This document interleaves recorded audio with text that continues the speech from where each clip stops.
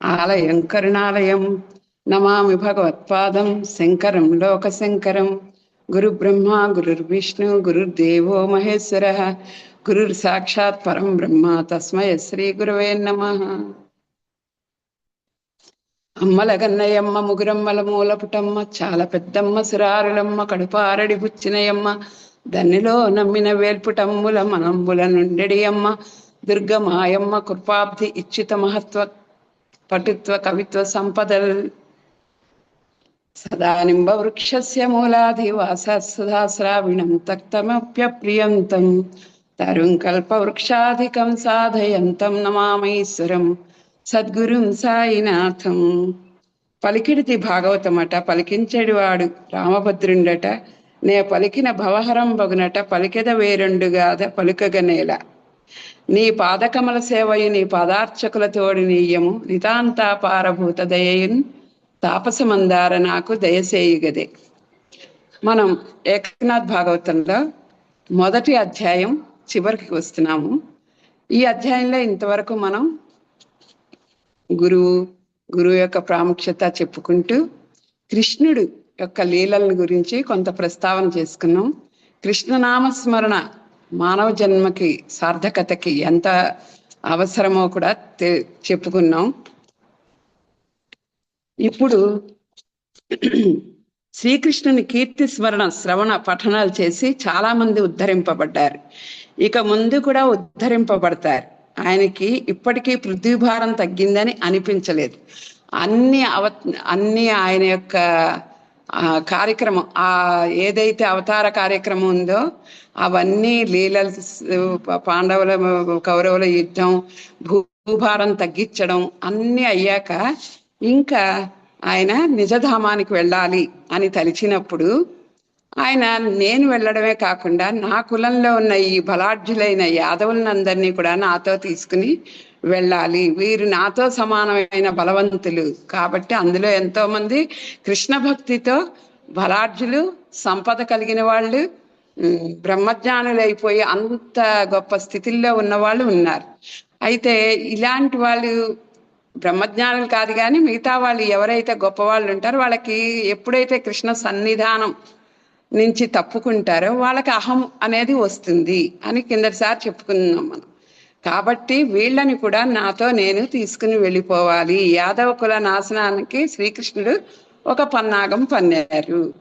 ఆయన సృష్టి ఆయనే నడిపించేది, ఆయనే సృష్టికర్త, ఆయన నడిపించేది, ఆయన లయం చేసుకునేది కూడా ఆయనే. సో సంకల్ప మాత్రం చేత ఆయన వాళ్ళని తీసుకెళ్ళిపోవాలి అని అనుకున్నారు. నేను నిజధామానికి వెళ్లే ముందే వీళ్ళని నాతో పాటు తీసుకెళ్ళిపోవాలి అని ఎప్పుడైతే అనుకున్నారో, అయితే ఇక్కడ మృత్యువు అనేది అంత సులభంగా రాదట. ఎప్పుడు మహాత్ములు, సంతులు, బ్రహ్మజ్ఞానులు ఎక్కడైతే ఉంటారో ఆ ప్రదేశంలో ఎప్పటికీ ఎవరికి మృత్యు అన్నది రాదు. అంటే సౌభాగ్యాలతో, సిరి సంపదలతో, ఆయుష్తో వర్ధిల్లుతూ ఉంటుంది. రామరాజ్యాన్ని అంత గొప్పగా చెప్పుకుంటారు. ఎందుకో తెలుసా అండి, రామరాజ్యంలో అసలు ఇలాగా ఇప్పట్లాగా ఏమిటి పేదవాళ్ళకి ఉచిత అవేమీ ఉండేవి కాదుట. అసలు దానమే పట్టేవాళ్ళు ఉండేవారు కాదుట రామరాజ్యంలో. ధర్మం 4 పాదాల్లో నడిచేది. అంత గొప్ప రాజ్యాన్ని రాముడు స్థాపించాడు. అలాగే ఈ గొప్ప గొప్ప ఋషులు ఎక్కడైతే ఉంటారో అలాంటి పట్టణాల్లో ఎక్కడా కూడా అధర్మం అన్నది కానీ మృత్యు అన్నది కానీ ఉండదు. అలాంటి స్థలం ద్వారక. ఎందుకంటే సాక్షాత్ విష్ణుమూర్తే కృష్ణుడిగా వచ్చాడు అని ఎప్పుడైతే అందరికీ ఆ భగవత్ లీలలతో అర్థమైపోయిందో అలాంటి మునులందరూ ఎక్కడో వైకుంఠంలో ఉన్న ఆ స్వామిని దర్శనం చేసుకునే బదులు ద్వారకలో కృష్ణుడి సన్నిధానంలో ఉండడం ఎంత గొప్ప అదృష్టంగా భావించి ఎంతో మంది ఋషులు అక్కడ ఉండిపోయారట. ఉండిపోతే కృష్ణుడు వాళ్ళకి సేవ చేసుకునేవాట. ఇది చూడండి, అంటే కృష్ణుడు ఎప్పుడు బ్రహ్మజ్ఞానులకి తను సలీలతో అవతార పురుషుడు తనే విష్ణువు అని తెలిసినా కూడా ఆ మానవ ధర్మంగా బ్రహ్మజ్ఞానుల్ని పూజించేవట. అలా పూజించబడే ఈ బ్రహ్మజ్ఞానులందరూ ఎవరైతే ఉన్నారో వాళ్ళని పంపించి పిండారకానికి, అంటే ఆ ద్వారక నుంచి పిండారకం అనే ఒక స్థలానికి పంపించడానికి నిర్ణయించుకున్నాడు. వారిని అందరినీ పిలిచి, ఇంకా మీరు మీ మీ ఆశ్రమాలకు వెళ్ళిపోండి, వెళ్లే ముందు పుణ్యక్షేత్రాలకు వెళ్ళండి, పిండారకానికి వెళ్ళండి అందరికీ అని చెప్పారు. అన్నప్పటికీ అందరూ కృష్ణుడి ఆజ్ఞని శిరసా వహించాల్సిందే కదా. అందరూ సరే క్షేత్రానికి, పిండారకం అనే స్థలానికి వెళ్ళడానికి ఉద్యుక్తులయ్యారు ఋషులందరూ. అయితే ఎలాంటి మహాత్ములు అని మనం తెలుసుకోవాలి కదా. మనం ఆశ్చర్యపోతాం, కృష్ణుడి కాలంలో, కృష్ణుడి సన్నిధానంలో ఇంతమంది కోరి కోరి ఉన్నారా అనేది మనకు అర్థమవుతుంది. అదేమిటంటే, ఋషులు తమ తమ ఆశ్రమాలకు వెళ్ళవలసింది, కానీ ఈ కపట నాటక శ్రీకృష్ణుడు తీర్థాలను నిమిత్తంగా చెప్పి వారిని తానే పిండారకానికి పంపించారు.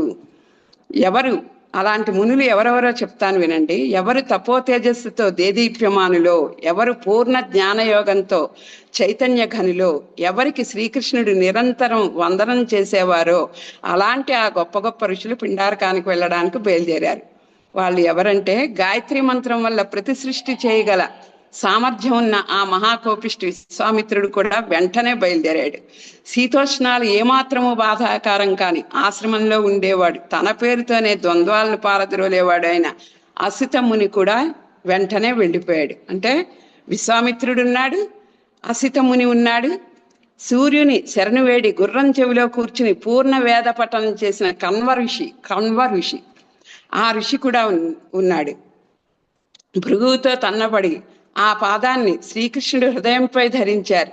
అది శ్రీవత్స భూషణంగా మెరుస్తోంది. ఆ భృగు ఋషి కూడా బయలుదేరారు. ఇంకా అత్యాహారయుండి నిరాహారిగా ప్రసిద్ధి చెందిన దుర్వాస ఋషి కూడా ద్వారక నుంచి త్వరగా బయలుదేరాడు. ఎవరి కడుపులో దేవగురువు బృహస్పతి జన్మించాడో ఆ అంగీర స్వయంగా సృష్టిలో బుద్ధిమంతుడు అయిన అంగీర ఋషి కూడా వెళ్ళడానికి సిద్ధమయ్యారు. కాశ్యపుని విషయం అయితే విచిత్రమైనది. ఇది కాశ్యప సృష్టి అంటారు. ఈ సృష్టి మొదలు బ్రహ్మ కాశ్యపుణ్ణి సృష్టించి ఆయన ద్వారా సృష్టించబడిన సృష్టి ఇది. అతని కడుపులో సురులు, నరులు, కిన్నరులు జన్మించారు. అందువలనే ఈ సృష్టిని కాశ్యప సృష్టి అని అంటారు. ఆ కాశ్యప ఋషి కూడా వెళ్ళడం కోసం లేచాడు. ముక్తులందరిలో ఎవరి యోగ్యత గొప్పదో, ఎవరిని గురించి వేదాల్లో కూడా వర్ణించబడిందో ఆ వామదేవ ఋషి కూడా వెళ్ళడానికి బయలుదేరాడు. వామదేవ మహర్షి సాక్షాత్తు శివస్వరూపం అంటారు. ఆ వామదేవుని కులం నుంచే, వంశం నుంచే వ్యాసుడు వచ్చింది. అలాంటి వామదేవ ఋషి అత్రి చమత్కారం కూడా ఒకటి ఉంది. ఆయన కడుపులో 3 దైవ స్వరూపులుగా జన్మించారు. ఆ శ్రీదత్తుడికి గొప్ప గొప్ప యోగులు కూడా వందనం చేస్తారు. ఇంకా అనసూయది ఎంత భాగ్యం. అలాంటి అత్రి మహర్షి కూడా కృష్ణుడి సన్నిధానంలో ఉండేవాట ద్వారకలో. ఎవరు ఆ శ్రీరామునికి సద్గురువో, ఎవరు బ్రహ్మజ్ఞానంతో అత్యంత ఉదారులో, ఎవరు తన ఉత్తరీయ మహిమతో, తన తేజస్సుతో సూర్యుని కూడా వెనక పడేశాడో అలాంటి వశిష్ఠ ఋషి శ్రీకృష్ణుని సూచనని గౌరవించి ద్వారకను వదిలి వెంటనే పిండారకానికి వెళ్ళారు. రాముడికి గురువుగా ఉన్న వశిష్ఠుడు కూడా, వాళ్ళందరూ చిరంజీవులే, అంటే ఋషులు కదా, వాళ్ళందరూ బ్రహ్మజ్ఞానులు కదా, రూపాలతోనూ ఉండగలరు, ఎక్కడైనా తిరగగలరు. అలాంటి వశిష్ఠుడు కూడా సాక్షాత్తు కృష్ణుడు, ఎక్కడో వీళ్ళందరూ ఆశ్రమాల్లోనూ హిమాలయాల్లోనూ తపస్సు చేసుకునే ఋషులందరూ ఈ సన్నిధానం అంతకన్నా గొప్ప ఆనందాన్ని ఇచ్చేది కృష్ణుడి సన్నిధానం. మనం గ్రహించవలసింది అది. అలాంటి కృష్ణుడి సన్నిధానానికి వీరందరూ వచ్చి చేరారు. అలాంటి వశిష్ఠ మహర్షి వచ్చాడు. ఎవరు సదా సర్వదా పరమానందంలో ఉంటారో, హరికీర్తనలోనే నిరంతరం ఎవరి ఉత్సాహం ఉంటుందో, ఎవరు దేవఋషి నారదుడు. అలాంటి నారదుడు కూడా నర్తిస్తూ పిండారకానికి బయలుదేరాడు. ఇంకా ఇప్పుడు వీళ్ళందరూ ఒక శాపం పెడితే గాని ఈ యదువంశం నాశనం అవ్వదు. అలాంటి శాపం రావాలంటే వాళ్ళని కోపంతో, సాధువులకి కోపం రానే రాదు, వచ్చి వాళ్ళు ఒక వాక్యం పలికినా అది జరిగి తీరుతుంది. బ్రాహ్మణ్ కోపం ముందు పాపం కులయంతటిది, దాంతో మహాదేవుని లింగం కరిగిపోయింది, ఇంద్రుని సంపద అంతా సముద్రంలో పడిపోయింది. అలాంటి అంత గొప్పదైన వాళ్ళ వాక్కుని శాపంగా మార్చాలి అని ఈ కృష్ణుడు తలిచి వాళ్ళలో ఈ పిల్లల్లోనే అలాంటి భావనని కల్పించి ఆయన చేసిన లీల చూడండి. ఈ యాదవ కులంలో ఈ బాలురందరూ చేరి, అందులో శాంబుడు కూడా ఉన్నాడు. ఈ శాంబుడు ఇంకా మిగతా కుమారులు, కృష్ణునికి అనేక మంది కుమారులు ఉండేవారు.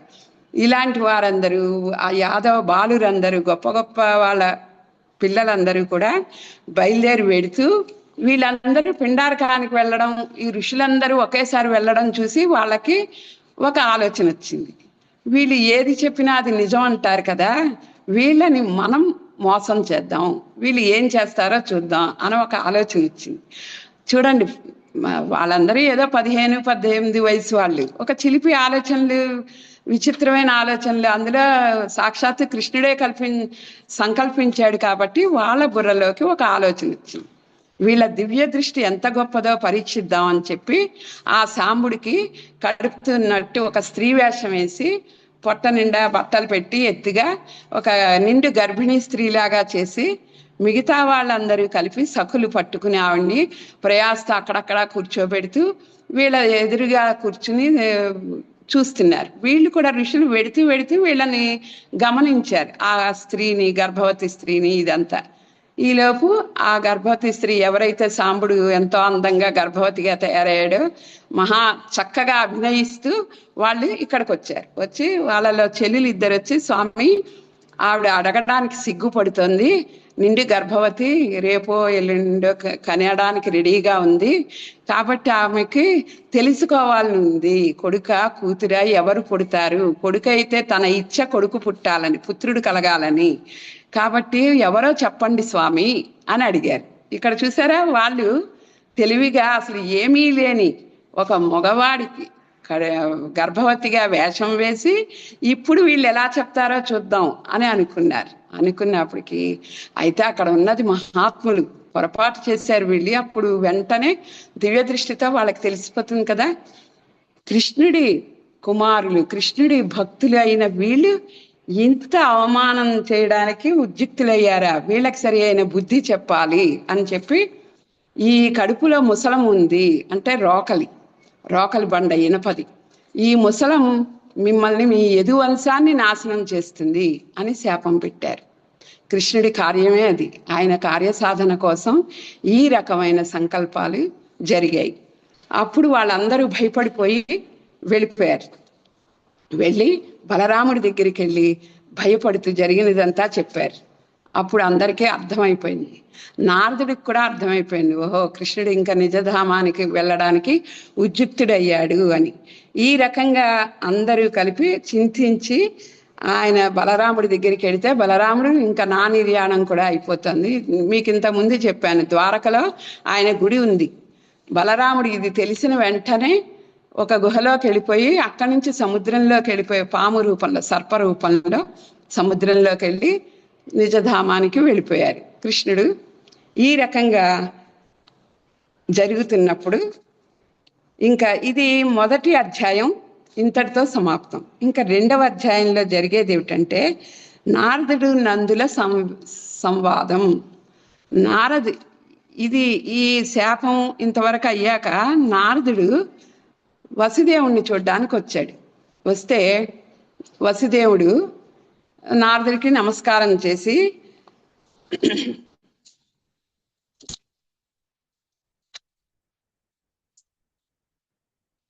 ఒక్క ముహూర్త కాలం కూడా ఒక చోట ఉండని నారదుడు, దక్షుడి వల్ల ఒక శాపం ఉంది, కానీ ఆ శాపం హరికీర్తనలో నడవదు కనుక అతను కీర్తనలోనే నిరంతరం నిమగ్నుడై ఉంటాడు. ఎలాంటి నారదుడు ఎంత గొప్పవాడు, నారదుడికి ఒక శాపం ఉంది, అందరికీ తెలుసు కదా, ఒక చోట ఉండడు, ఒక చోట ఉండలేడు, అది శాపం. తిరుగుతూనే ఉంటాడు హరినామ సంకీర్తన చేసుకుంటూ. కానీ ఎలాంటి శాపమైనా విష్ణుమూర్తి ముందు నడవదు.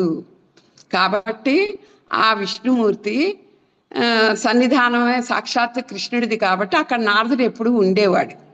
అలాంటి నారదుడు వసుదేవుడి దగ్గరికి వచ్చాడు. ఏ భగవంతుని కోసం ఆయన చరణతీర్థాన్ని శిరస్సుపై ధరించి సదాశివుడు మహాశ్మశానంలో నివసించి ఆత్మధ్యానంలో కూర్చుని ఉన్నాడో, బ్రహ్మదేవుడు ఎవరి కడుపులో జన్మించాడో, అక్కడ మిగతా వారి సంగతి ఏమిటి? నరదేహాన్ని ధరించి కూడా నారాయణ్ని భజించని వారు పూర్తిగా మృతులే. ఇవన్నీ నారదుడు తన యొక్క సంకీర్తనలో చెప్తూ, అలాంటి ఆయన దగ్గర నిరంతరం కృష్ణ సన్నిధానంలో ఉండగలిగే శక్తి ఆయన నామస్మరణ వల్ల నాకు వచ్చింది అని చెప్తున్నాడు. నారదుడు అంటే ఎవరో కాదు, సాక్షాత్తు నారాయణుడే అన్న దృఢ విశ్వాసంతో అతను ఆయన్ని పూజించాడు. ఇంకా వసుదేవుడు నారదుడు అంటే ఎంత గొప్పవాడో అందరికీ తెలుసండి. అలాంటిది వసుదేవుడు, మరి వసుదేవుడి సన్నిధానానికి వస్తే నారదుడు వసుదేవుడి దగ్గరికి వచ్చాడు. అప్పుడు ఆయన పొగుడుతున్నాడు, ఈరోజు మీరు తమంత తామే వచ్చి కృప చూపించారు, అందువల్ల నేను అత్యంత భాగ్యశాలిని అయ్యాను. కేవలం మీ సాన్నిధ్యంతో నేను కృతకృత్యుని అయ్యాను. మీ యోగంతో భక్తిని చూపే కాకడా మీరే, భక్తికి మార్గం చూపేవారు మీరే. నారద, మీరు భక్తి నగరాలను నిర్మించారు. మీరు చేసే ఈ ఉపకారం చాలా గొప్పది. చూడండి, మనం గురువుల దగ్గరికి వెడతాం, మాట్లాడడమే మనకి సరిగ్గా చేత కాదు.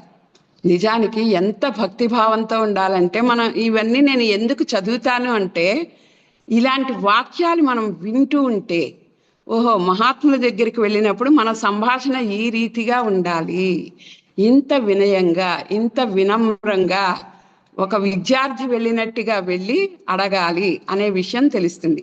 ఈ ఆశ్రయం, ఇంకా భగవదాశ్రయం ప్రాప్తించాలంటే భావంలో భగవద్భక్తిని పెంచుకోవాలి. సత్సంగం అనేది ఎంత గొప్పదంటే, ఇప్పుడు వీళ్ళిద్దరూ చేస్తున్నది, నారదుడు ఎప్పుడైతే వచ్చాడో వసుదేవుడు సత్సంగం చేస్తున్నాడు ఆయనతో.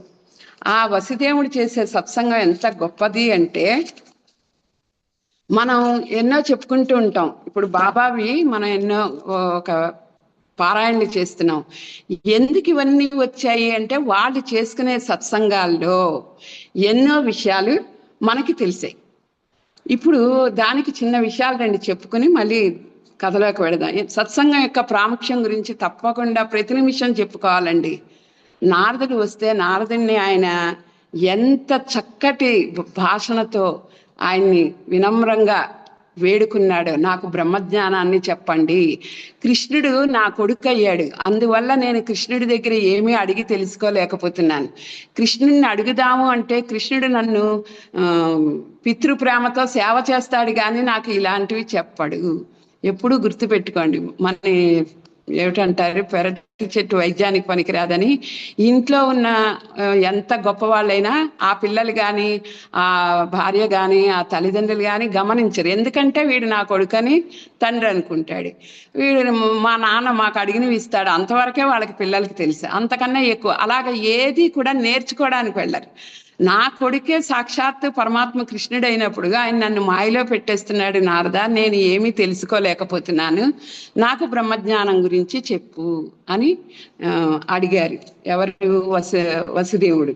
ఈ రకంగా సత్సంగాల వల్లే మనకి బోల్డన్ని విషయాలు తెలుస్తాయి. మహాత్ములు ఒక్కటి చెప్తాను, ఇప్పుడు మనం ఇలా ఆన్లైన్లో అన్నీ చూస్తాం, నేర్చుకుంటాం, అది ఇప్పటి కాలానికి చాలా అవసరం, తప్పకుండా ఇలా తెలుసుకోవాల్సిందే. కానీ తప్పకుండా మహాత్ముల సన్నిధానానికి మాత్రం వెళ్ళాలండి. వెళ్ళి వాళ్ళ సన్నిధానంలో, ఇప్పుడు వైబ్రేషన్స్ అంటారు కదా అందరు, ఏమిటంటే వాళ్ళ యొక్క అనుగ్రహం, వాళ్ళ యొక్క ఆ దృష్టి మన మీద పడితే మనం పవిత్రులు అవుతాం. అంటే పవిత్ర భావనలు మనలో ఉన్న సంస్కరింపబడతాయి, మన భావనలన్నీ అని గుర్తుపెట్టుకోవాలి. అందుకని తప్పకుండా సత్సంగాలు ఇప్పుడు ఎంత మన అవసరం అయ్యి అందుబాటులో ఉండదు కాబట్టి ఇలాంటివి వింటున్నాం భగవంతుడి గురించి. కానీ సత్సంగ మహిమ తెలుసుకుని ఎవరైతే మహాత్ములు ఉంటారో వారి సన్నిధానానికి వెళ్ళి వారితో 10 నిమిషాలు గడిపినా ఆ పుణ్యం ఎంత గొప్పదంటే వేరే ఏవి దానికి సాటి రావు. గుడులు వెళ్ళడం, గోపురాలు వెళ్ళడం కూడా ఒక వరకే. కానీ సత్సాంగత్యంలో సత్సంగం, ముఖ్యంగా బాబా లాంటి మహాత్ములు, ఇప్పుడు చాలా మంది మహాత్ములు మనకు తెలిసిన వాళ్ళు మన ప్రపంచంలోనే ఉన్నారు. వాళ్ళ దగ్గరికి ఎప్పుడైనా ఏడాదికి 1-2 సార్లు అయినా వెళ్ళి వాళ్ళ సన్నిధానంలో గడపడం అనేది చాలా ముఖ్యం. దానివల్లే ఇప్పుడు మనం ఈ బాబా గురించిన లీలలన్నీ తెలుసుకోగలిగాము ఈ సత్సంగాల వల్లే. అప్పటి కాలంలో ఇవేమీ లేవు కదా, కాబట్టి సత్సంగాల్లో గ్రంథస్థం చేసి మనకు అందించారు. ఇంకా కృష్ణుడి కాలంలోవి కూడా ఒక్కటి మనం గుర్తుపెట్టుకోవాలి, మన హైందవ సంస్కృతి ఎంత గొప్పదంటే అతి ప్రాచీనమైనది, దానికన్నా పురాతనమైనది ఏ మతము లేదు. నిరూపణ కూడా కాలేదు. అన్నీ 2000 సంవత్సరాలు, మహా అయితే 5000 సంవత్సరాలకు వచ్చినవే. కానీ హైందవ సంస్కృతిలో ఇప్పుడు మనం చదివిన మునులందరూ, ఋషులందరూ వాళ్ళ యొక్క అనుగ్రహంతో, వాళ్ళ యొక్క తపశ్శక్తితో మనకి లోక కళ్యాణం కోసం అనుగ్రహించిన అనేక విషయాలు గ్రంథస్థం చేయబడి ఆ సంస్కృతి ఇప్పటి వరకు ఒక పరంపరగా మనం కూడా అదే పని చేస్తున్నాం. ఇప్పుడు ఏమిటి, చక్కటి గ్రంథాలు చదువుతూ దీన్ని ఆకలింపు చేసుకుని దీన్ని ఆచరణలోకి పెట్టగలిగితే మన జీవితం ధన్యం. మన ముందు వాళ్ళు కూడా మనని అనుసరిస్తారు. ఇవి గుర్తు పెట్టుకుని ఇలాంటి గ్రంథాలు ఇచ్చిన, అందుకే నేను పనికెట్టుకుని వీళ్ళందరివి చదివాను. మీకు ఈ మహర్షుల పేర్లే తెలియవు మనకి. మహర్షుల గురించి శివానందమూర్తి రాసిన కథలు ఉంటాయండి. ఎవరైనా ఆ ఇంట్రెస్ట్ ఉంటే, మహాత్ములు మహర్షులు అందరూ చాలా గొప్పవాళ్ళు. మన భారతదేశంలోని మహర్షులు గురించి శివానంద స్వామి లిస్టు ఒక్కొక్క 10 మందిని 3 భాగాలుగా రాశారు. అద్భుతంగా మనకు అర్థమయ్యే శైలిలో ఉంది. అది నేను కొన్నాళ్ళు గుడిలో ఒక్కొక్క ఋషి గురించి చెప్పడం కూడా జరిగింది. ఎందుకు చెప్తున్నానంటే, ఋషుల గురించి తెలుసుకుంటే మనకు అనేక విషయాలు తెలుస్తాయి. వాళ్ళు రచించిన గ్రంథాలు, వాళ్ళ ఇవన్నీ కూడా మనకి భగవంతుడి యొక్క విభూతులే కాదు, భగవంతుడు అంటే ఏమిటి అనే దానికి ఎన్నో రకాలుగా ఎంతమంది చెప్పినా భగవంతుడి గురించి అది చాలా తక్కువే అవుతుంది. నిరాకార స్వరూపం ఆకారంలోకి వస్తుంది అని చెప్పుకున్నాం కదా. ఇలాగ విభూతులు నడుస్తూనే ఉంటాయి, మనం చెప్పుకుంటూనే ఉంటాం.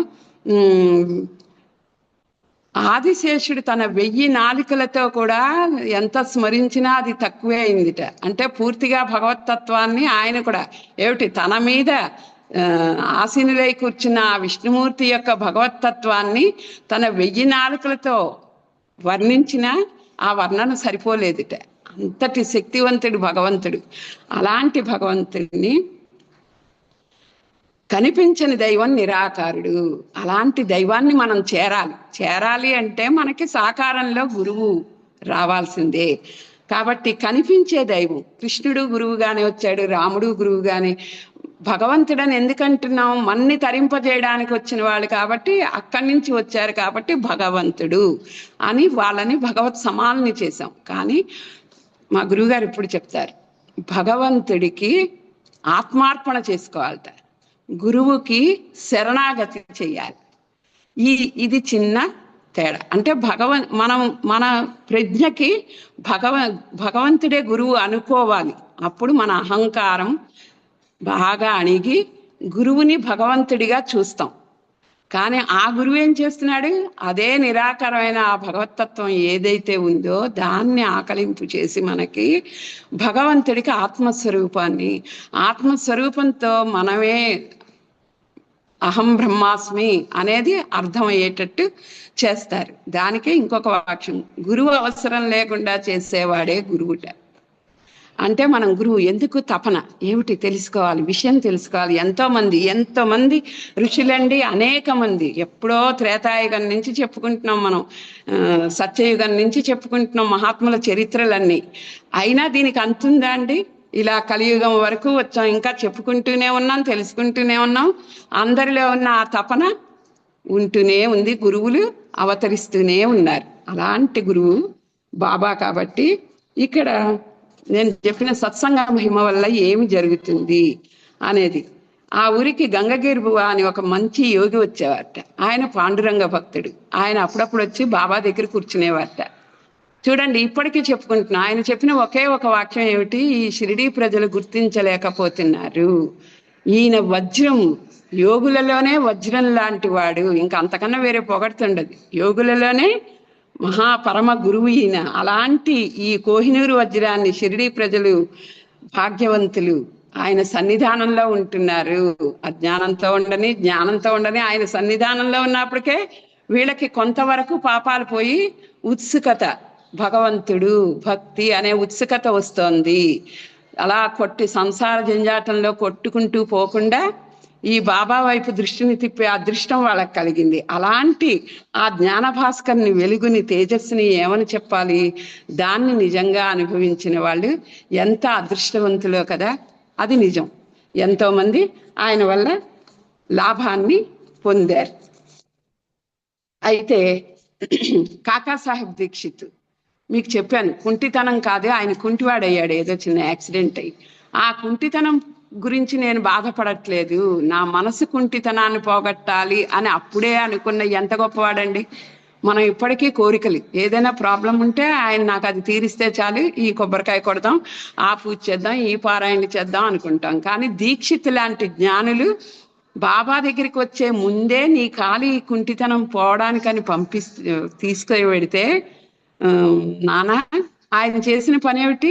నాకు కాలి కుంటితనం ఉన్నా పర్వాలేదు, మనస్సు కుంటిని పోగొట్టే మహాజ్ఞాని నాకు కావాలి అని బాబా దగ్గరికి వచ్చి, అలాంటి దీక్షిత్ ఏం చేసేట, పాండురంగడి ఈ గ్రంథాలు చదువుతూ పాండురంగడి దర్శనం కావాలి, నేను పండరీ వెళ్ళాలి అని అనుకున్నట్ట. అనుకున్న తక్షణమే ఆయనకి పాండురంగడి దర్శనం అయింది దీక్షిత్కి. ఇంకా ఆనందం చూడండి, సాక్షాత్తు పాండురంగడి దర్శనం అవడం అనేది అంత సులభమైన విషయం కాదు. అలాంటి పాండురంగడిని దర్శనం అవ్వగానే ఆనందాశ్చర్యాలతో పరిగెట్టుకుంటూ బాబా పాదపద్మాలకు నమస్కారం చేసేట. తండ్రి, నాకు నీ దయ వల్ల పాండురంగడి దర్శనం అయింది అని కళ్ళల్లో ఆనంద బాష్పాలని రాల్చేస్తుంటే, అప్పుడు సాయినాథుడు నవ్వుతూ, ఆ భగవంతుడే నవ్వుతూ, బాగా పారిపోకుండా పట్టుకున్నావా ఆ కృష్ణుణ్ణి అని అడిగారట. అప్పుడు స్వామి, ఆ భగవంతుడే మీకు వశమై ఉన్నప్పుడు నేను మీ దగ్గరికి వచ్చిందే మీరు నాకు భగవద్ దర్శనం చేయిస్తారని. అలాంటి భావన నాలో కలగగానే సాక్షాత్తు ఎందరికో ఎంతో కష్టంతో తప్ప ఆ పండరీనాథుని దర్శనం కాదే, అలాంటి పండరీనాథుడు నాకు దర్శనం అయ్యాడంటే అది నీ దయ వల్లే, నీ పాదపద్మాలు నేను పట్టుకున్నందుకే సాక్షాత్తు భగవంతుడు నాకు కనిపించాడు. కాబట్టి ఆ భగవంతుడే మీకు వశమై ఉన్నాడని నాకు అర్థమైంది. నేను నా జీవితం అంతా నేనే భగవంతుడిని ఒకసారి చూస్తే నేను మాయలో పడిపోవచ్చు, కానీ మీ పాదాల పద్మాలు పట్టుకుంటే నిరంతరం భగవత్ సన్నిధానంలో నేను ఉంటాను, అది నాకు అర్థమైంది. ప్రతి దానికి ఈ తత్వాలు ఎంత అద్భుతంగా ఉంటాయండి. నిజంగా మనం ఇలాగ చదివి వింటుంటే తర్వాత మీరు మామూలుగా ఉన్నప్పుడు కూడా ఏ పనైనా చేస్తుంటే ఇంత అద్భుతమైన మనోభావనలు మనలో ఉన్నట్టుండి వస్తాయి. ఆ నిమిషం మైమరిపు వస్తుంది. అంతకన్నా కావాల్సిందే ఉందండి. ఎన్నో మనం చేసే వాటిలో చెడ్డ పనులు రాగానే ఒక పరనింద ఇలాంటివి వస్తున్నప్పుడు ఈ విషయాలు గుర్తుకొచ్చాయనుకోండి, రమ్మన్నా రాదు పరనింద, చేయమన్నా చెయ్యం. అంటే అలాంటి మనో సంస్కరణలు జరుగుతాయి. కాబట్టి పదే పదే వినాలి. మీ యందు దృఢభక్తిని ప్రసాదించమని కోరాడు స్వామి. నాకు అర్థమైపోయింది, సాక్షాత్తు భగవంతుడే మీ వశమైనప్పుడు మీరే మాకు భగవంతుడు, కాబట్టి మీ యందు దృఢభక్తిని నాకు ప్రసాదిస్తే నాకు అంతకన్నా కావలసినది ఏమీ లేదు అని చెప్పాడు. ఇలాగా మళ్ళీ ఒక మంచి శిష్యుడు దీక్షితులాగా ఇంకొక శిష్యుడు ఉన్నాడండి, మేఘుడు. ఆ మేఘుడికి వాళ్ళ యజమాని ఎన్నోసార్లు చెప్పాట, బాబా దగ్గరికి వెళ్ళు, బాబా దగ్గరికి వెళ్ళు అని. ఆయన పరమేశ్వరుడే తనకు అన్ని, శివుడు అంటే మహాభక్తి. అలాంటి శివుడిని వదిలి నేను ఎక్కడికి వెళ్ళాలి అనుకునేవాడు. అయితే అతని భాగ్యవశాత్తు అతని గురువు ఉంటే గాని జన్మధన్యం కాదు అంటారు కదా. ఇప్పుడు ఎంత భక్తితో భగవంతుని మనం ప్రార్థిస్తున్నా ఆత్మ యొక్క ఆ వికాసం ఎప్పుడైతే రావాలో అప్పుడు గురువు వస్తాడు. గురువు వచ్చాక ఈ భక్తే అందరిలోనూ భగవంతుని చూడగలిగే భక్తికి పెరుగుతుంది. ఒక శివలింగాన్ని, ఒక శివ స్వరూపాన్ని మాత్రమే భగవంతుడి అనుకుని ఆరాధించే ఆ మేఘుడికి ఎంత అదృష్టం పట్టిందంటే, సాక్షాత్తు సాయినాథుని సన్నిధానానికి యజమానితో వచ్చాడు. రాగానే మొదటి దర్శనంతోనే ఆయనకి పరమ భక్తుడైపోయాడు. ఆయన ఒకసారి శివరాత్రికి ఈ బాబాకి స్నానం చేయించాలనుకున్నాడు. అనుకుని ఎప్పుడు 5 మైళ్ళల్లో ఉన్న గోదావరి నుంచి నీళ్లు, ఇప్పుడు మనం షిరిడి పెడితే గోదావరి నది ఉంది కదా మనకు తెలుసు, అక్కడి నుంచి నీళ్లు తెచ్చి బాబాకి స్నానం చేయించేవాట ప్రతిరోజు. ఇంకా ఆ రోజు శివరాత్రి ఏమో మహాభక్తితో, స్వామి ఈరోజు మీరు స్నానం చేయాలి అని బిందె కడవలతో నీళ్లు తెచ్చేసాడు. అయితే బాబా ఆయన లీల ఆయన చూపించాలి కదా, ఈ రోజు నాకు స్నానం వద్దురా నాయన అంటే, లేదు లేదు ఈరోజు శివరాత్రి, తప్పకుండా ఇంకొంచెం భక్తితో నేను ఇంకా నీళ్లు పోయాలనుకుని 2 బిందెలు తెచ్చాడు ఆయన. తెస్తే ఈయన అన్నారు, సరే పాదాల దగ్గర పోయి చాలు, పాదాలకు పోస్తే మొత్తం పోసినట్టే అంటే, హరహర మహాదేవ్ అని భక్తి పార్వస్యంలో ఆయన నెత్తిమించి పోసేసాడు ఈయన. అలా ఎప్పుడైతే ఆ నెత్తిమించి పోసేశారో శిరస్సు మీద నుంచి, ఆ శిరస్సు మీద ఓన్లీ ఆయన శిరస్సు మాత్రమే తడిసిందిట. మిగతా భాగం అంతా తడవలేదు, బట్టలతో సహా ఏది తడవలేదు. అంటే ఆశ్చర్యం ఏమిటంటే అది గమనించాడు మేఘుడు, ఆశ్చర్యపోయాట. అప్పుడు ఆయన శిరస్సు ఏ రకంగా కనిపించింది దర్శనం, శివలింగం. ఆ శివలింగంలా భాసిల్లింది ఆయన శిరస్సు ఆ సమయంలో. కేవలం తలని మాత్రమే తడిపి ఇలాంటి లీలని ఆయన చూపించారు. ఎందుకు ఇవన్నీ చెప్తున్నానంటే, ఇలాంటి సత్సంగాల్లో ఏ రకంగా మనం లాభాన్ని పొందుతామో, ఈ నారదుడు ఈయన సన్నిధానానికి వస్తే జనకుడు, ఎవరు మన వసుదేవుడు ఎంతో సంతోషంతో, నేను కూడా పూర్వం దేవాది దేవుణ్ణి ఆరాధించాను, కానీ ఆ భజన మమకారం వల్ల వ్యర్థమైంది. మమకారం వల్ల, పుత్రలోభం వల్ల దైవం అయితే నేను బాగా మోహితుడయ్యాను. ఎంతో తపస్సు చేసి వసుదేవుడు, స్వామి నిరంతరం నీ సన్నిధానంలోనే ఉంటాను, నన్ను నీలో కలుపుకో అనలేదు, నీలాంటి పుత్రుడు కావాలన్నాడు. ఆ పుత్రుడే మాయ చేసి నాకు బ్రహ్మజ్ఞానాన్ని తెలపట్లేదు అని తనకి తను చెప్పుకుంటున్నాడు. ఎవరు? వసుదేవుడు. శ్రీకృష్ణుడు నా కడుపున జన్మించాడు కనుకే నాకు శ్రద్ధ కలిగింది, అందువల్ల మీరు కూడా సంతుష్టులయ్యారు. ఇప్పుడు ఆ కృపతో నన్ను ఉద్ధరించండి. మాయారూప జలంతో ఈ సంసార రూప సాగరం బాగా నిండిపోయి తరించడం అతి దుర్లభంగా ఉంది. కృష్ణుడిని పొగుడుతారు, కృష్ణుడితో పాటు వసుదేవుణ్ణి పొగుడుతారు. ఆ భక్తులందరూ మహామహా ఋషులు వాళ్ళ రాజ్యానికి వచ్చి వాళ్ళ సన్నిధానంలోకి వస్తున్నారు. తెలియకుండా వసుదేవుడి లాంటికి ఇప్పుడు చెప్తారు కదా బాబా, మాయ నిరంతరం ఎప్పుడు చేరదామా అని చూస్తుంది, అందుకే నేనే మాయకు భయపడతానని. అలాంటిది వసుదేవుడికి తెలియదా? ఆ మాయకు అహంకారం ఎక్కడ వస్తుందో, ఏ నిమిషం ఏదా వస్తుందో, నేను ఆ అహంకారంలోకి వెళ్ళిపోతే ఈ బ్రహ్మజ్ఞానాన్ని పొందలేను నారదా. అందుకని నువ్వు ఇలా నన్ను మోహంలో పడేసిన నా కృష్ణుడిని తత్వాన్ని నాకు పూర్తిగా వివరించు. నా కొడుకుగా మాత్రమే తెలుసుకున్నా కానీ ఒక బ్రహ్మజ్ఞానిగా నాకు తెలియట్లేదు అని చెప్పి వేడుకున్నాడు. ఈ సంసార సముద్రాన్ని కేవలం పాదాలతో నడుస్తూ ఆవల తీరాన్ని చేరుకుని తరించగల భాగవత ధర్మం యొక్క విచారం నాకు చెప్పు. ఇప్పుడు వచ్చారు ఆయన. భాగవత ధర్మం అంటే బ్రహ్మజ్ఞానం గురించి, ఆత్మజ్ఞానం గురించి నాకు వివరంగా చెప్పవలసినది అని చెప్తే, ఆ శ్రీకృష్ణుని ఇంట్లో నిత్యము నివసిస్తాడు. నీ అంతటి భాగ్యవంతుడు నాకైతే ఎవరు కనిపించట్లేదు వసుదేవా. అలాంటి నువ్వు నన్ను అడుగుతున్నావు. అయితే నువ్వు అడిగిన ప్రశ్న చాలా గొప్పది. నువ్వు బ్రహ్మజ్ఞానం, ఆత్మజ్ఞానం గురించి అడుగుతున్నావు కాబట్టి నీకు నేను తప్పకుండా చెప్తాను అని ఎంతో సంతోషంతో నారదుడు స్వయంభూ యదువంశం గురించి, యదువంశ మూల పురుషుడైన ఋషభుడు గురించి మొదలు చెప్తున్నారు. అయితే స్వయంభూ మనకి, నేను ఇప్పుడు చెప్పానుగా మీకు, సత్సంగత్యం అనేదే బ్రహ్మజ్ఞానాన్ని బోధిస్తుంది. ఎంతో మంది ఋషులు ఇలాగ ఒకళ్ళకి ఒకళ్ళు వాళ్ళ యొక్క విద్యని వాళ్ళు కనుగొన్న దాన్ని ఒకరికొకరు చెప్పుకుని ఆనందపడుతూ ఉండేవారట. ఇలా చెప్పుకుని ఆనందపడే ఈ విషయాలు ఎన్నైతే ఉన్నాయో ఇవన్నీ కూడా సాధకులకి బ్రహ్మజ్ఞానానికి ఎంతో ఉపయోగిస్తాయి. కాబట్టి ఇలాంటి జనకరాజుకి ఇప్పుడు ఈయన చెప్తున్నాడు. పూర్వకాలంలో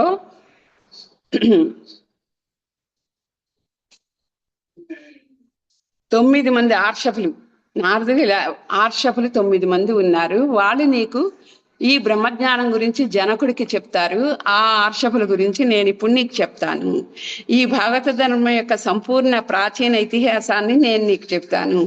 స్వయంభూ మనువు మనం మన్వంతరే అని చెప్పుకుంటాం చూడండి. మనువు అనే ఆయన ఒక రాజు. ఆయనకి ఒక పుత్రుడు ఉన్నాడు, ప్రియవ్రతుడు.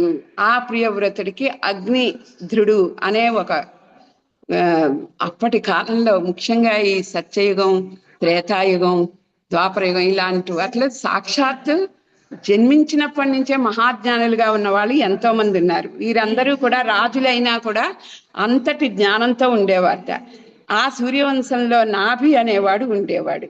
ఆ నాభికి ఋషభుడు అని జన్మించాడు. ఆ ఋషభుడు బ్రహ్మజ్ఞాని. మిగతా ఋషులందరూ మహాత్ములు, కానీ బ్రహ్మజ్ఞానిగా ప్రకటితమైనది ఋషభుడు. ఆ ఋషభుడు వాసుదేవుడి అంశావతారం ఆయన మోక్ష ధర్మాన్ని ప్రపంచంలో సర్వత్రా ప్రకాశింపజేశాడు. చూసారా, కృష్ణుడి చరిత్రలో కూడా సాక్షాత్తు మూల పురుషుడు ఎవరు? మహాత్ములు. అవతార పురుషులు పుట్టారు అంటే వాళ్ళు మామూలు వాళ్ళకి పుట్టరండి.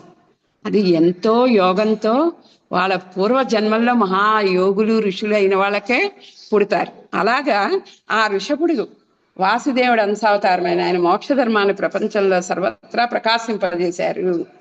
ఆ ఋషభుడికి 100 మంది పుత్రులు కలిగారు. అందులో మొదటి పుత్రుడు భరతుడు. ఈ భరతుడిది చాలా గొప్ప చరిత్ర. మనకి భరతఖండంగా వచ్చింది భారతదేశానికి ఆ పేరు ఈ భరతుడి వల్లే అని అంటారు. అయితే ఈ పెద్ద పుత్రుడి పేరు భరతుడు. ఇతడు నారాయణ భక్తుడు. ఎంత భక్తుడు అంటే ఆయనని చూసి అందరూ సాక్షాత్ నారాయణ స్వరూపంగా భావించేంత భక్తుడయ్యాడు. అయితే ఆయనకి అవసాన దశ వచ్చే ముందు మనం ఎప్పుడు, అందుకే నామస్మరణ యొక్క గొప్పతనం, నామస్మరణను ప్రాక్టీస్ చేసి జపాలతో ధ్యానంతో ఎప్పుడు నామస్మరణ ఎందుకు చేసుకోవాలంటే చివరి దశలో మృత్యువు ఆసన్నమైనప్పుడు దైవ నామాన్ని ఎవరైతే జపిస్తారో వాళ్ళ పాపపుణ్యాలతో సంబంధం లేదు, సాక్షాత్తు దైవం తనలో ఐక్యం చేసుకుంటాడు. అలాంటి స్థితికి వచ్చిన ఆ భరతుడు కూడా చివరి దశలో ఒక లేడీ, గర్భం ధరించిన లేడీ పాపం పులి తరుముకు వస్తుంటే నీళ్ళల్లోకి వెళ్ళి పడిపోతే ఆ లేడీని రక్షిస్తాడు. రక్షించి ఆ పిల్లని ఆ లేడీ చచ్చిపోతుంది, పుట్టిన పసి పాప జింకని పెంచుతాడు. ఆ పెంచిన మమకారం చివరిలో నారాయణ నామం చేయడానికి బదులు జింకని తలుచుకుంటూ ఆయన పోయాడు. ఆ రకంగా ఆయనకు మళ్ళీ జన్మ వచ్చింది. అప్పుడు అయితే మహాయోగి కాబట్టి పుట్టగానే ఆయనకి తన పూర్వజన్మ తెలిసింది.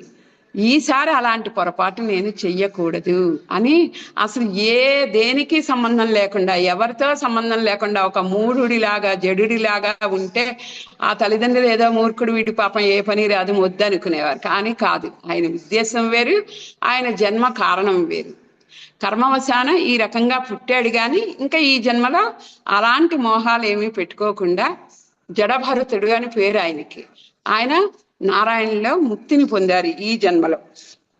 అలాంటి భరతుడు మొదటి కొడుకైతే ఇంకా మిగతా వాళ్ళందరూ భరతఖండాన్ని అనేక ఖండాలుగా చేసి పరిపాలన చేసిన వాళ్ళు.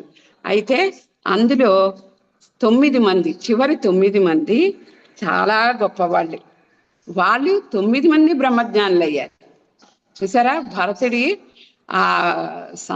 భరతుడు పెద్దవాడైతే అతను ఇంకో జన్మైనా ఎత్తాడేమో. ఈ చివరి 9 మంది మాత్రం వాళ్ళ సాధనతో వాళ్ళు బ్రహ్మజ్ఞానులు అయ్యారు. అయితే మనం కొన్ని తెలుసుకోవాల్సినవి ఏంటంటే, ఇలాంటి బ్రహ్మజ్ఞానులు, వీళ్ళు ఎలాంటి బ్రహ్మజ్ఞానులు అంటే సనక సనందులు 4 వాళ్ళకన్నా గొప్పవా, వాళ్ళతో సమానమైన వాళ్ళు వీళ్ళు అందరూ బ్రహ్మజ్ఞానులు కాబట్టి సమానమైన వాళ్ళు.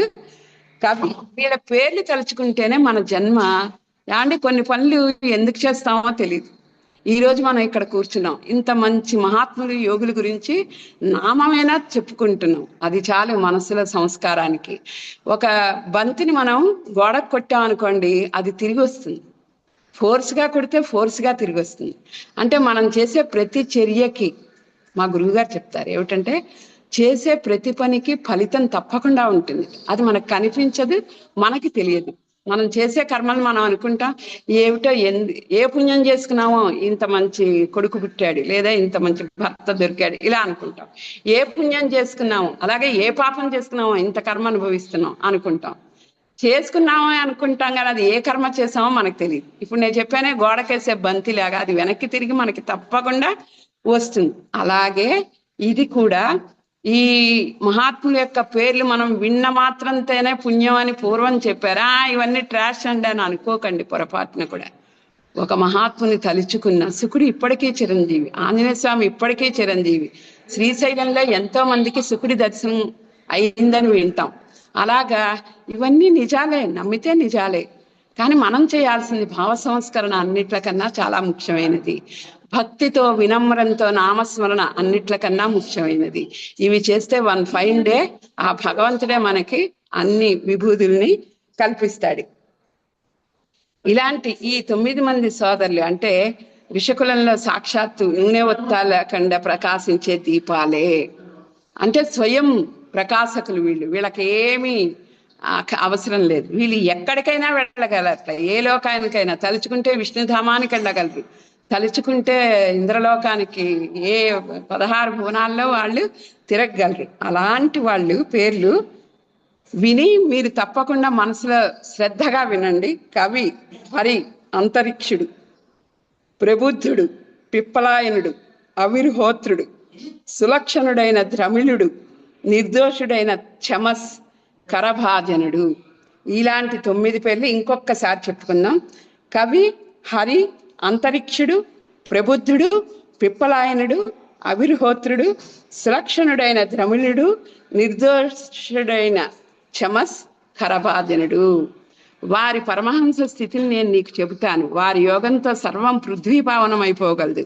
ఆ 9 మంది మూర్తులు అలాంటి పుణ్య పూజ్యులు. విశ్వమంతా భగవంతుతో నిండి ఉండడం వల్ల తాము దాని నుంచి వేరుగా ఉండశక్యం కాదు. అందువల్ల వారు సర్వ జీవులను, పంచమహాభూతాలను భగవత్ స్వరూపంగానే చూస్తారు. చూసారా? ఎవరైనా అండి, మన చివరి బ్రహ్మజ్ఞానుల స్థితి చివరిది ఏమిటంటే ఆత్మ.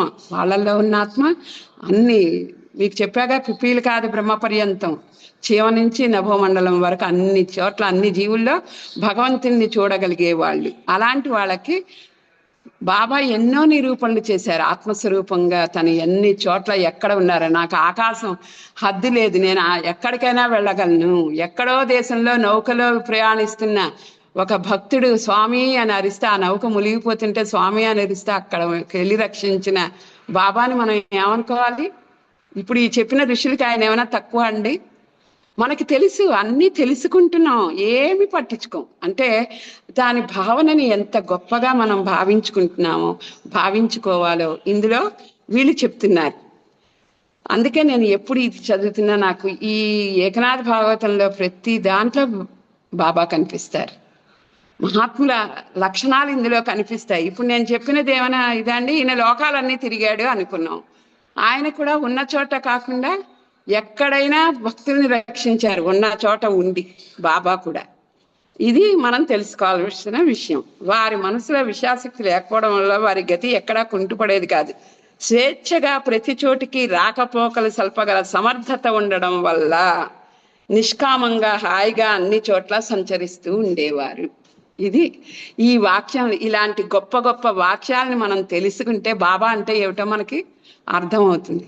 బాబాని షిరిడి ప్రజల్లో బాగా భక్తితో అర్థం చేసుకుని ఆనందపడిన వాళ్ళని లెక్కల్లో పెట్టచ్చు. అలాంటి మిగతా అందరూ కూడా వాళ్ళ వాళ్ళ ఆనందాన్ని పొందారు. ఎందుకంటే ఆయన మహాత్ముడు, అందరికీ ఎవరికి ఏది కావాలో అది ప్రసాదించగల మహాత్ముడు. కానీ ఇంకొకటండి, నారదుట్ట భగవంతుడు ఏమిటి, నువ్వు ఎంత చేస్తే నీకు ఆ ఫలాలను ఇస్తాడు. నువ్వు భక్తితో చేస్తే తన సన్నిధానాన్ని తీసుకుంటాడు, నువ్వు చేయకపోతే ఆయన చెయ్యడు. అది భగవతత్వం. కానీ గురువులు ఎంత కారుణ్యమూర్తులంటే వాళ్ళకి గనక దయగలిగితే దుర్మార్గుల్ని కూడా ఉద్ధరించగలంత శక్తి ఉన్నవాళ్ళు. దానికి ఎగ్జాంపుల్ నారదుడే కదా. నారదుడు ఏం చేస్తాడు? ప్రహ్లాదుడు హిరణ్యకశిపుడి దగ్గరికి వెళ్ళేవాడు, రావణాసుడి దగ్గరికి వెళ్ళేవాడు, రాక్షసుల దగ్గర అందరి దగ్గరికి, జరాసంధుడి దగ్గరికి వెళ్ళేవాడు. ఆ జరాసంధుడు కృష్ణుని ఎన్ని తిప్పలు పెట్టాడో. కృష్ణుడు కావలసి ఆయన స్వలీలతో చేసుకున్నవి. కానీ అలా జరాసంధుడు తనంత గొప్పవాళ్ళు లేరు అనుకుని భావించేవాడు. రావణాసురుడు తనంత గొప్పవాళ్ళు లేరు, విష్ణువు ఎంత అనుకునేవాడు. ఇలా అనుకునే అందరికీ కూడా వాళ్ళ దగ్గరికి కూడా ప్రియమైన ఈ నామ సంకీర్తన విష్ణువే. ఈయనేం భయపడేవాడు కాదు. విష్ణువుని నామ సంకీర్తనం చేసుకుంటూ వెళ్ళినా ఆ నారదుడిని చూసి వాళ్ళు అంత గౌరవించేవారు. వాళ్ళని చూసి నారదుడు వాళ్ళకి మంచి బోధనలు చేస్తూ ఉండేవాడు. అంటే మహర్షులకి, మహాత్ములకి అంత దయ ఉంటుంది. బాబా కూడా ఎంతో మందిని అలా ఉద్ధరించారు. అది నారదుడి విషయంలో వర్ణిస్తారనమాట. ఇది ఇలాంటివన్నీ మనం గుర్తుపెట్టుకోవాలండి.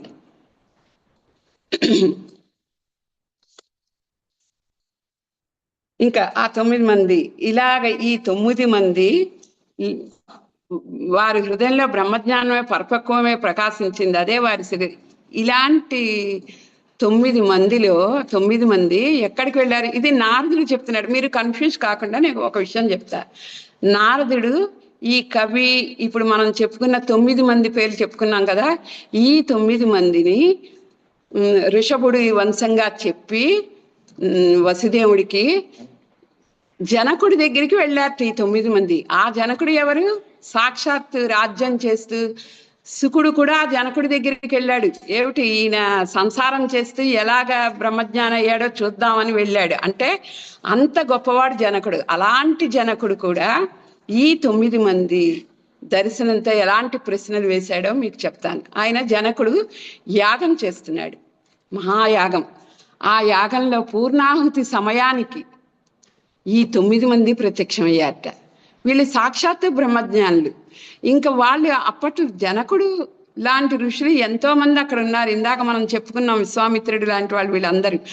అలాంటి వాళ్ళందరూ కూడా అక్కడ కూర్చుని ఉన్నారు. అలాంటి మహా ఋషులుతో పాటు పరివేష్టితమై యాగం చేస్తూ పూర్ణాహుతి సమర్పించే టైంకి ఈ 9 మంది ప్రత్యక్షమయ్యారు. ఇంకా ఆ జనకుడికి ఆనందానికి అవధులు లేవు. ఇది నారదుడు చెప్తున్నాడు వసుదేవుడికి. అది గుర్తుపెట్టుకుని ఇప్పుడు ఈ 9 మంది జనకుడికి మాయ అంటే ఏమిటి, బ్రహ్మజ్ఞానం అంటే ఏమిటి, శిష్యుల యొక్క సద్గురువు యొక్క ఇది మహత్యాలు ఏమిటి, శిష్యులు ఎలా ఉండాలి, వాళ్ళ లక్షణాలు ఏమిటి, ఇవన్నీ చెప్పుకుంటూ వస్తారు. ఇది ఈ 2వ అధ్యాయంలో చాలా గొప్ప విషయాలు మహాత్ముల గురించి మనం తెలుసుకున్నాం.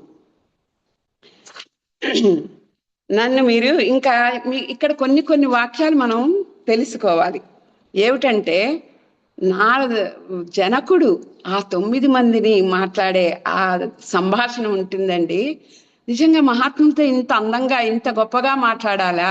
మనం వెళ్ళినప్పుడు పొరపాటును కూడా ఒక అహంకారంతో కానీ ఏదో అజ్ఞానంతో కానీ మాట్లాడకూడదండి. వినమ్రంగా, ఏమీ తెలియకపోతే మాట్లాడక్కర్లేదు, కామ్గా కూర్చుని ఆనందపడచ్చు. కానీ మాట్లాడేటప్పుడు కూడా ఎంత బాగా మాట్లాడాలో ఈ 9 మందిని ఆయన జనకుడు మాట్లాడే మాటలు వినండి. నా భాగ్యం ధన్యమైంది, నా వైభవం ధన్యమైంది. ఈరోజు మీ అపూర్వ చరణం లభించినందుకు నేను సర్వతోపరి ధన్యుణ్ణయ్యాను. అన్ని దేహాల్లోనూ నరదేహం అత్యంత దుర్లభం, అది లభించడం మహా కష్టం. అలాంటి నాకు కల్పతరువుల తోటను కొట్టువేసి దాన్ని అడవని భావించి పారవేసి ప్రతిరోజు ప్రాపంచిక బంధాల విషయాల వెంట పరిగెత్తడమో, సమయం దొరికితే యథేచ్ఛగా గవ్వలాటాడడమో, శ్రీరామనామ జపం కూడా చేయకుండా నోళ్లు బిగించుకునే మాలాంటి వాళ్ళకి మీలాంటి దర్శనం అవడం, ఇది నిజానికి ఆయన కూడా జ్ఞాని. కానీ ఎంత వినమ్రంగా వేడుకుంటున్నాడంటే, ఎంత మేము సాధన చేస్తున్నాం, మేము మాయలో పడిపోతున్నాం, అలాంటి మాకు మీ దర్శనం లభించింది. ఇంకా అక్కడ ఉన్న పరమహంసల్ లాంటి మహాత్ములందరూ కూడా ఆయన చుట్టూ చేరారు. ఈ 9 మంది చుట్టూ చేరారట. చేరి ఆ జనకుడు వీళ్ళ పాదాలకి ఇది చేసి అభిషేకం, పాదాలకి అభిషేకం చేసి, ఇంకా స్నానం చేయడం వల్ల గంగ జగత్తును పవిత్రం చేస్తుంది, కానీ ఆ గంగ కూడా తన పాతకాలను పోగొట్టుకునేందుకు మీ చరణాలు కావాలనుకుంటుంది. అలాంటి మీ చరణాలని ఈ గంగాజలంతో నేను అభిషేకం చేస్తున్నాను అని ఈ రకంగా వాళ్ళని పొగుడుతూ చేశారు. దీన్నే దాసగను నేను గంగా యమునల దగ్గర ప్రయాగ తీర్థానికి వెళ్ళాలి అనుకుంటే, సాక్షాత్తు ప్రయాగ తీర్థలవన్నీ నీకెందుకు, గంగా యమునే ఇక్కడే ఉన్నారు అని తన పాదాల దగ్గర ఇలా సట్కాతో కొట్టగానే బాబా గంగా యమున నీటిని పైకి తెప్పించడం మనం చూస్తాం. ఇది గొప్ప లీల అండి, గొప్ప లీల కదా. ఎందుకంటే మనం చూస్తున్నాం మహాత్ములు ఎలా పొగుడుతున్నారు. మీరు తలుచుకుంటే గంగే మీ దగ్గరికి వస్తుంది, అలాంటి మీ పాదాలు నేను అభిషేకం చేస్తున్నాను అని చెప్పాడు జనకుడు.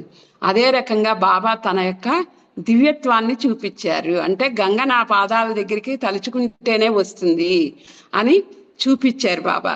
అయితే ఇక్కడ ఒక చిన్న విషయం చెప్పి ఈరోజు సమాప్తి చేసుకుందాం.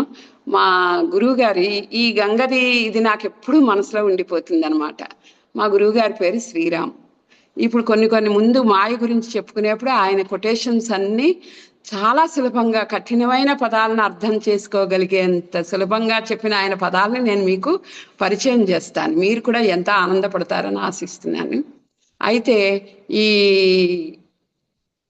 బాబా ఇలాగ చక్కగా గంగాజలం తెచ్చి పాదాలు కడుగుతున్నారే, మేము మానస సరోవరం వెళ్ళామండి. వెళ్ళి ఎప్పుడైతే మానస సరోవరం జలం 5 నదులది, చాలా బ్రహ్మపుత్ర, సింధు, ఇంకా చాలా నదులు ఉన్నాయి.